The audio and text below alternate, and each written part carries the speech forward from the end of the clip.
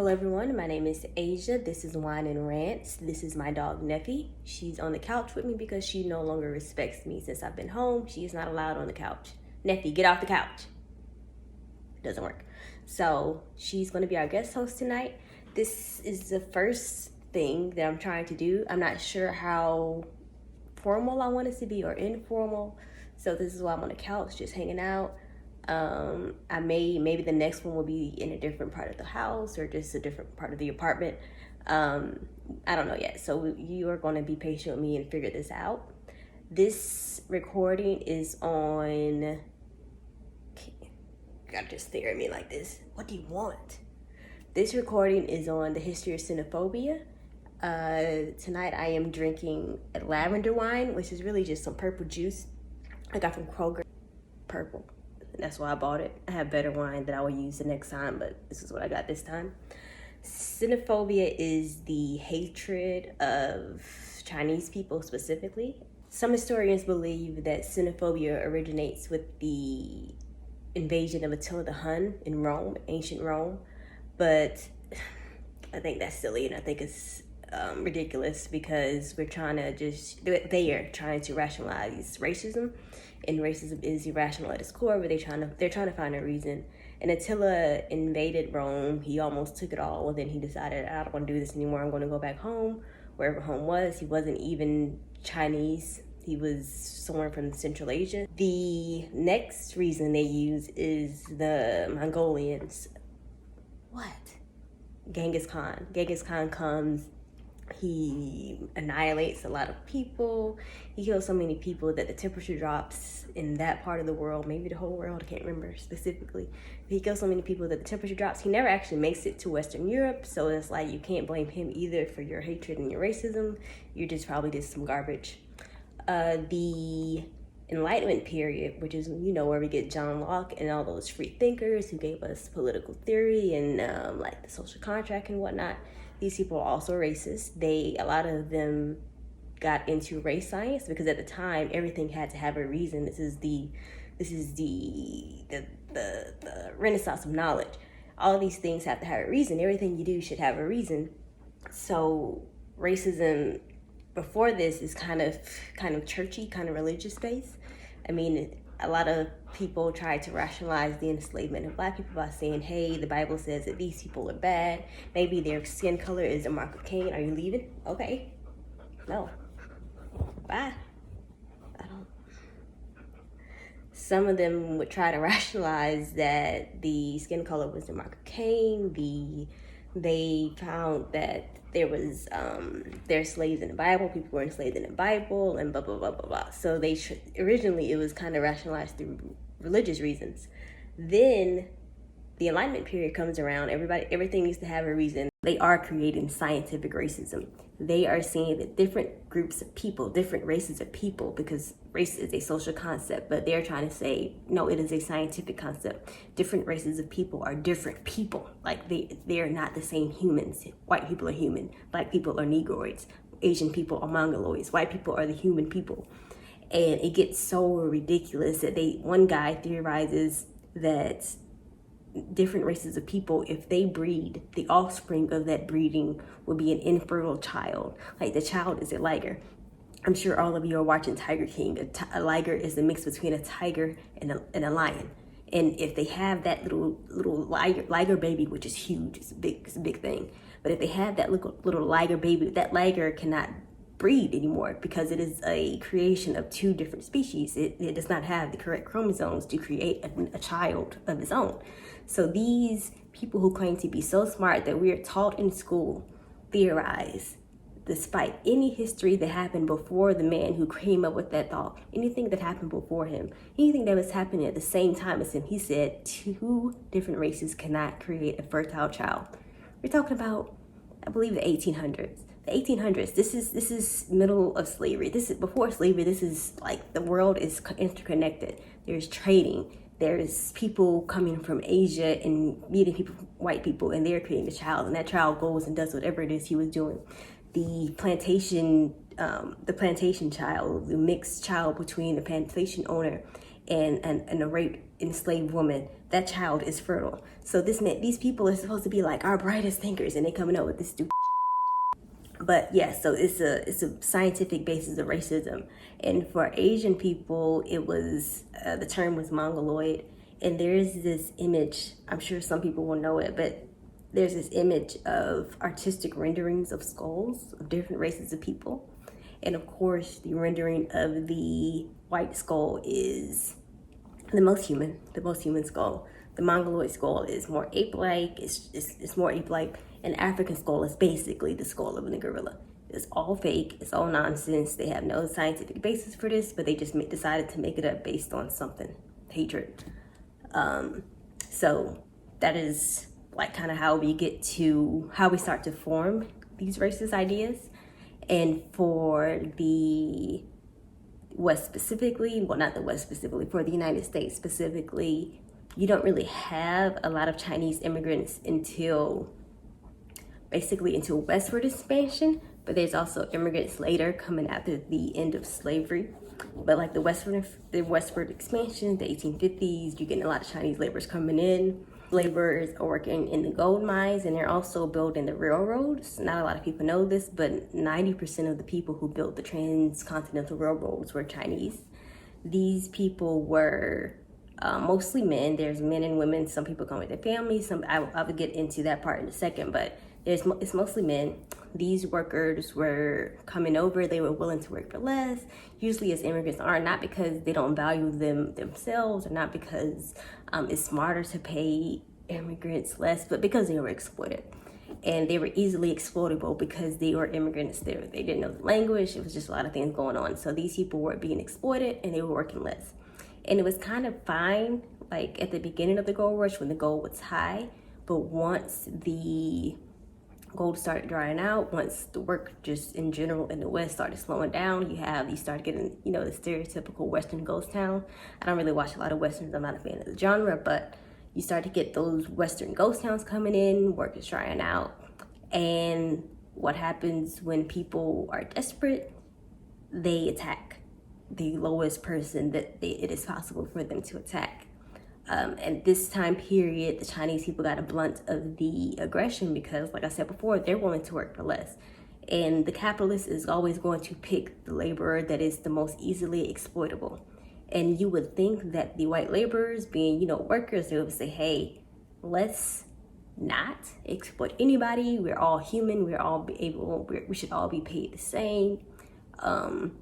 Maybe based on merit, who knows, but we should all be paid the same. And they don't do that. The white laborers start to attack Chinese laborers. They start to form unions. They start to form unions, and these unions are used to block Chinese rights. In 1858, the California Constitution specifically bans. I'm gonna put the sources to a lot of the things I say in the little box down here, the description box. The California Constitution explicitly bans Chinese labor. They say it is against Chinese Constitution. Keep saying Chinese. It is against California constitutional law. I guess because it's a tongue twister. California constitutional law to hire a Chinese person, be it for government or corporate reasons. The law says that they are dangerous. They are evil. It says something about it spreading germs. I believe germs isn't the word they use, but basically that these laborers are coming over and they're spreading illness. And of course that is, racist United States talk. These people are coming over, they're trying to spread germs. And look, we're in the middle of the pandemic, and what are people saying? They're blaming the Chinese for the spread of germs. That's why I'm talking about this. Then comes the 1875 Page Law. The Page Law comes before is the first legislation that restricts immigration based on race. There's the Naturalization Act like before this, but this specific thing bans immigration completely. It's not just you can't naturalize if you're not a white person, but you can't even come into this country if you're a Chinese woman. And it is not something that on its face explicitly bans only Chinese women, but we know how racism works. Racism isn't always in your face I'm the Ku Klux Klan, I hate black people. It is, let me create this law that makes it harder for black people to integrate into society. So the Page Law of 1875 is an attack on Chinese women. It is an attack on Chinese women to prevent Chinese women from coming into the United States. One of the ways, which is something I didn't know as I was looking into this, is by banning, so it bans forced labor. It basically says any woman forced into labor cannot come into this country, especially for immoral purposes. So a lot of the Chinese women, and a lot of women in the time period in the West, because it isn't a lot of settlements at the time, it's mostly again, you see in the West that there's a lot of brothels and there's a lot of workers, a lot of men doing mining work, and then there's a lot of women doing sex work. The sex work isn't legal, but it's kind of just ignored. But for some reason, when the Chinese women started coming over and they started getting into the prostitution, now it's a big problem. Now these poor Chinese women, they're being exploited. We're going to ban them. We're not going to help them. We're not going to help them integrate into society. We're not going to do this and not going to do that. We're just going to ban them from the country. They also start to ban second wives, something else I didn't know, and may bring these women willingly with him. And the United States is like, no, this is a Christian society. There are no second wives. We don't believe in polygamy, and there's no prostitution if you are not a white woman. And then also there's the issue that they are blaming, like I said before, the Constitution, the California Constitution specifically said something about the illnesses that Chinese people are spreading.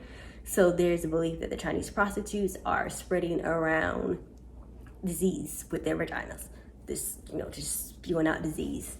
And this is something that kind of goes also into the stereotype of Chinese women today. It's kind of East Asian women in general today.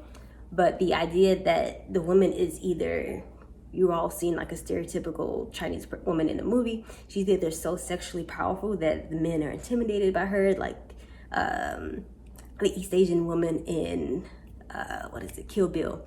She's Japanese, she's half Japanese, but she's like, doing all this badass stuff. She's like killing people. Then of course she gets subdued by the white woman, even though she's like the baddest person in the whole movie. So you had this super powerful woman. I think she also was like in a whorehouse.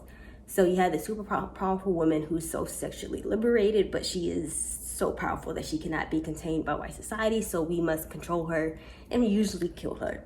Then there is the idea, so the next person who they believe was being forced into labor was the second wife. They have no proof that somebody's a second wife. They have nothing. But basically, if you're a Chinese woman, you must be a second wife, or even if you were a first wife, you have been forced into this marriage, as if anybody in America, any white person in America, was not forced into some kind of weird marriage. But if you're a Chinese woman at the time, you must have been forced into marriage, so that counts as forced labor. So effectively, they banned all Chinese women from coming into the country. And that's another stereotype we have today. I don't know if anybody watches like 90 Day Fiance. A lot of these white men go over into East Asian countries and they talk about how they want a wife who isn't, a super feminist like a woman in America. They want somebody who bows down to them and do all this crazy stuff. And I love 90 Day Fiance because those women are usually not up to this shit. So they take these stereotypes that we have built, like these white men try to take these stereotypes with them that we have built in society since at least the 1800s, the 1700s. And it just shows the cycle of ridiculousness. And they try to take those stereotypes into those countries, and those women are like, what is wrong with you? No, leave us alone. We are human beings. But those are like some of the stereotypes that we still have today. And back then, it is something that got women banned from entering the country. The big act, the one that we all know because it affected men too, is the Chinese Exclusion Act of whatever year that was, 1879, 1882. I think it's 1882. So the Chinese Exclusion Act of 1882, the act is, I think it's one of the pinnacle race acts that we have. Because we have, before this, we have African slavery, we have Native American slavery, and then we don't have Native American slavery anymore. Then we just have the straight up saying that Native Americans cannot be citizens in the United States. And so we have these different groups of people who are explicitly banned. And those are just people who didn't have a choice to be here or were already here before. So what the United States has now is this issue of people coming in like willingly, like they're coming willingly. How do we stop this? So we get this first act that is the first act that has explicitly bans race. And what happens is they say no unskilled labor, no skilled labor. There's still Chinese people coming through, but it's mostly just an outright ban on Chinese labor. The law just opens up all this violence, and I said I would get back to this. It opens up all this violence on Chinese communities that are still here. There's riots, there's massacres. There is no way to target a race. There's no way to do any kind of race-based law without inviting violence onto those people. And politicians are very aware of this. They're aware of this today, and they were aware of that back in time. And it's kind of why I hate when people say, oh, it wasn't really racist at the time. It's like, yes, it was. It was super racist at the time. But they knew creating this law, passing this law would open up violence onto this group of people. And that is because you cannot specifically have one person and say, we're going to target this one person. You can't target this one person as a citizen, but we can target it as the government, because that's just not how it works. Even if we look at the Muslim ban, even if we look at wars that are very racist, if you're attacking one group of people for your war, if you have these things that happen, it's going to cause damage to that entire group of people. It's not just the people you are attacking. It's not just anything, especially when the law is just so general that it just says no Chinese people. So the law took away their humanity. It dehumanized them even more than what they were dehumanized from scientific racism. It took away took away their humanity. So it just opened them up to this violence. It just opened them up to just all these awful things. I'm going to put the massacres also in the description box, because I can't remember them all the top of my head. I haven't really figured out how I'm going to do this yet. Like, I have a PowerPoint, but I don't like to look at it while I'm talking. So maybe I'll figure out how to make it seem like it's right here in front of my face, so I don't have to look around. When I look away, I'm looking at the TV because it has pictures popping up or something. But there's the Snake River Massacre of whatever year that was, but there's a Snake River Massacre. There's a Seattle riots. There's LA riots. There's San Francisco riots. There are these riots that are happening, and hundreds of people are dying in the total of these riots. There's riots in Wyoming. It's just everywhere, and it's just brutality. It is massacres. It is and riots is also a strong word, because I think people hear riots and they're just like, okay, so all these people are up in arms. Everybody, there's mass unrest.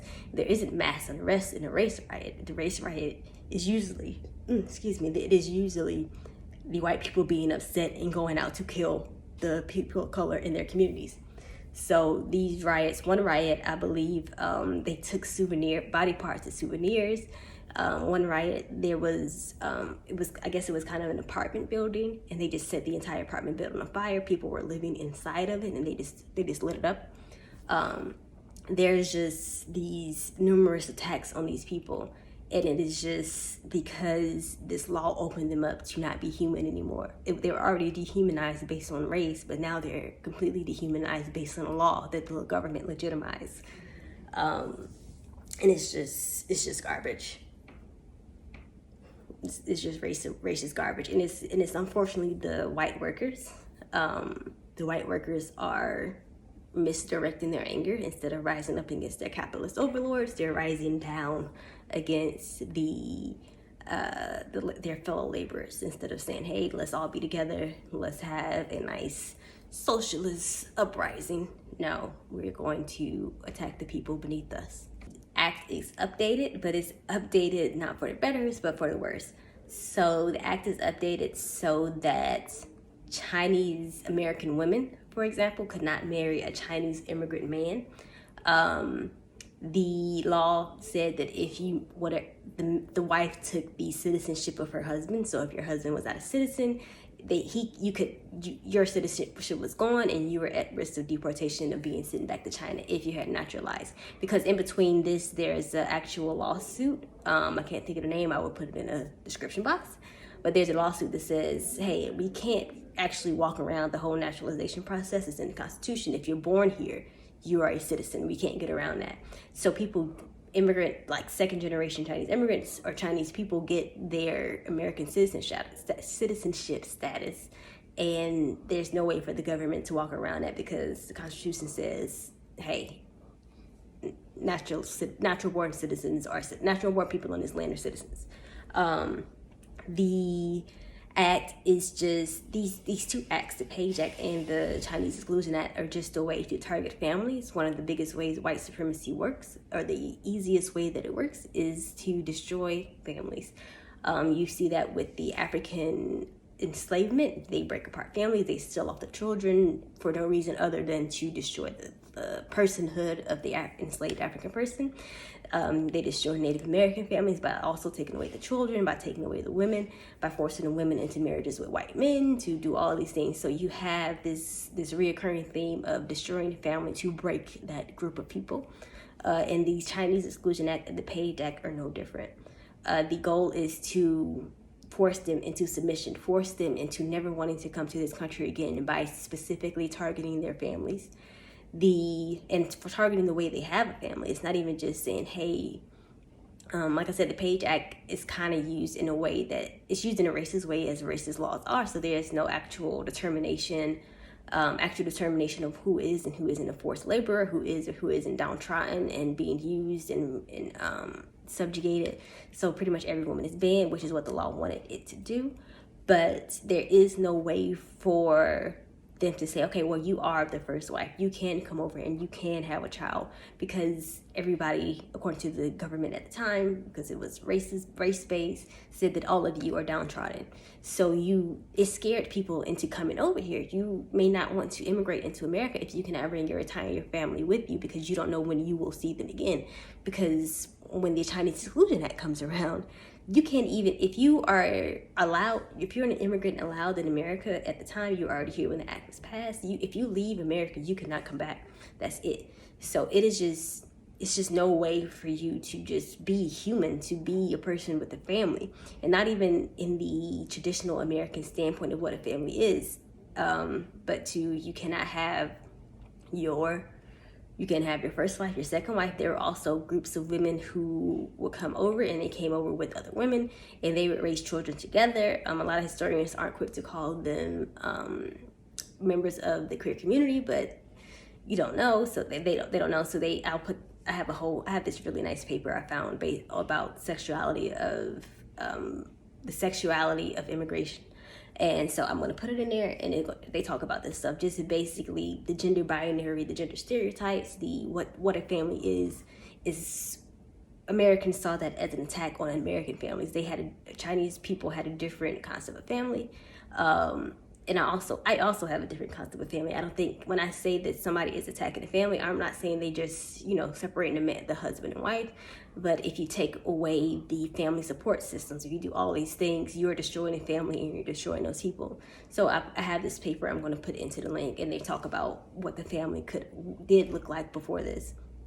And with the act, and with the violence that came with the act, and with all of these different things, it did slow down immigration. The act itself is appealed during World War II, like 1943, but it isn't really fully repealed because the United States doesn't let in any non-white people to become natural citizens until the Civil Rights Act. Not natural citizens. They do not allow any non-white people to become citizens, non-white and non-black people to become citizens. But none of these race-based immigration laws are repealed until the Civil Rights Acts of the 1960s with Dr. Martin Luther King and all those folks. But the ongoing violence in between there, in 1904, I believe there's a plague in San Francisco. The plague starts within Chinatown of San Francisco, and Chinatowns that we think of today are like these images of the model minority, these images of people who persevered and they created their own communities, and like they didn't need, even it's kind of two, because the minor minority is a myth, the minor minority myth, but the minor minority belief has like two different sects. It says that, well, racism isn't real because these people did what they had to do, or it's that even though we were racist to them, they still persevered, and why can't you? So the Chinatowns are kind of used by racists to say, hey, these people are doing fine. Why can't your community do fine? Why can't you be self-sustaining? But in reality, Chinatown started as these slums. They started as these slums owned by white people, and the Chinese people who lived in the communities did not have the right to go to court. Non-white people couldn't go to court and testify against the whatever is being done to them. So these slumlords would just do whatever it is they wanted to these people. They were unsafe, they were not clean, and the Chinese people had no property rights in their homes. And it hasn't really changed much today. I mean, it has changed today because it's 2020. But the ownership is kind of the same. I was reading something about Chinatowns being gentrified, especially in New York and San Francisco, and they're being gentrified, and Asian people, it's not just Chinese people in Chinatowns anymore, but Asian people are being pushed out of their own communities. There's like a group of elderly women in the San Francisco Chinatown that are living in slums, again, not owned by them, but they are being pushed out. These women are like living in subpar conditions. Some of them don't even have gas. Some of them don't have running water. They're being taken care of by other people in the community. But Chinatowns are not just this thing of where you, the model minority myth. They're not, nor have they ever been like this perfect society within white society that has functioned forever, and they persevered against the racism. That is not what it is. But in 1904, the Chinatown is where the plague of 1904 is believed to have started. The city responded by locking down Chinatown, not allowing people in or out. Then once it got out of control in San Francisco as a whole, not just the Chinatown part of San Francisco, they decided to test vaccines on the Chinese people in Chinatown. Before they even tried any animal testing or anything, they were like, let's go to the Chinese people and see what happens. The Chinese people were like, no, you can't just test a vaccine on us. The vaccine has to be tested on an animal or something before it has to have trials before it gets to human trials. It has to have something else before that. So these people had to like put their foot down. They had to just say, no, we will all die together before you test this vaccine on me, because you're not going to kill me for white people, which is basically what they're trying to do, test it on the Chinese people before it got. So yeah, the history is just that. It is just a cycle of violence against Chinese people, a cycle of trying to alienate them and their families, just trying to stop them from coming over. Today, the xenophobia isn't always explicitly just against Chinese people. It's mostly xenophobia still is specifically the hatred of Chinese people, but the racism against East Asian as a whole has molded. It has grown to be an overlapping umbrella, so sometimes you cannot pick out the specific xenophobia. Today we have a lot of the xenophobia is coming. It's like a remnant of anti-communist beliefs. So you'll see a lot of media, liberal or conservative, just attacking, the Chinese Communist Party. And it's not that you shouldn't, criticize any government. Any government should be open to criticism. But the attacks are very, very targeted. And they never really actually say the Chinese Communist Party. They say the Chinese, you got to stop the Chinese from doing this and the Chinese from doing that. And it is purposeful. You do not get to their positions. You do not get to be on CNN. You don't get to be on MSNBC. You don't get to be on these networks without knowing what you're talking about and not knowing how your language works. So you cannot target a racialized country and not understand that the people will not be safe from the blowback from that. Once you start racializing an attack, you have opened up the people of that group. I don't care if you're talking about the government or not. You have opened up the group to attacks. So recently, you have like the pickup of the anti-communist sentiments. Like people are bringing back all these Red Scare things since 2016. The Russians and this and that, and Russia isn't even ran by a communist party at all. But a lot of these anti-communist sentiments are picking up, and it's just being, I think it's almost irresponsible journalism, because I don't know if you noticed, but when we talk about governments, we don't say white governments. You don't say the English. We're not attacking the English, like the English government is doing this, the English government is doing that. No, it's the government of the United Kingdom or the United Kingdom government. But or even when we talk about the U.S., a lot of people say the U.S. government or the government of the United States. And this is specific because they don't want to say, well, all these people are bad. The English are bad people. No, it is, well, the UK government had a misstep and blah, blah, blah, blah. But when they talk about the Chinese government, it is always the Chinese this and the Chinese that. Recently, Biden had an ad in language, but Biden had an ad, and the ad just keeps saying the Chinese this and Chinese that, and Trump should have stopped the Chinese this and the Chinese that. And it's like, how can you put that out without realizing how racist it is?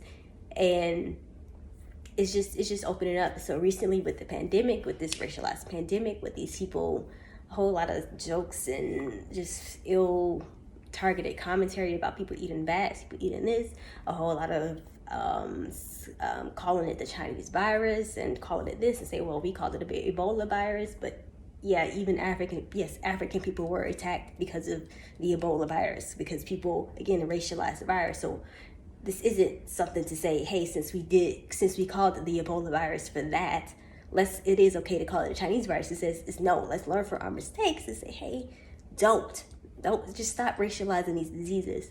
With the dietary things, diets are social. Like, I don't know why we get so turned up. Actually, I do know why. I'm going to put a link about attacks on Chinese restaurants.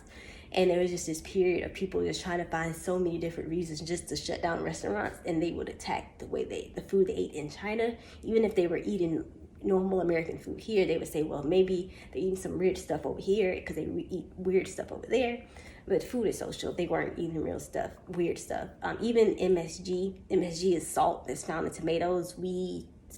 There was just this big thing. I don't know if everybody's old enough to remember or whatever, but there was like this big thing where it's like, no MSG, and it's like, MSG is found in tomatoes. You're not going to get out the MSG. And that was just a targeted attack on Chinese food. So with this whole, they eat this and they eat that, it's like, well, our food is social. I don't know about where y'all are from, but in the South, people eat, to me, weird things. You can find possum soup in the South. I was in Savannah. I was offered a kangaroo jerky, like an actual kangaroo. I don't want to eat anything that I think is too cute. Like, I'm not going to eat a lamb. So, like, it's social. It's like you have a reason why you eat your food. And we just decided to pick on Chinese and East Asian people in general based on their diets. And it's just like, that is racist, no matter how you put it. Stop. That is racist, based, like, no matter what. There's no way to get around that conversation of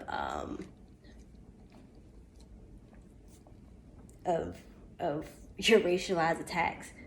The American people, I believe 60% of American people have unfavorable views of Chinese people. And it's like, why? Again, because they watch a lot of news, and the news is constantly saying the Chinese did this and the Chinese did that, without specifying, oh, the Chinese government did this. And even then, it's like, you don't even know what the Chinese government is doing, because you claimed they don't give you the truth. So it's either or. You either know what the Chinese government is doing, or you don't know what the Chinese government is doing.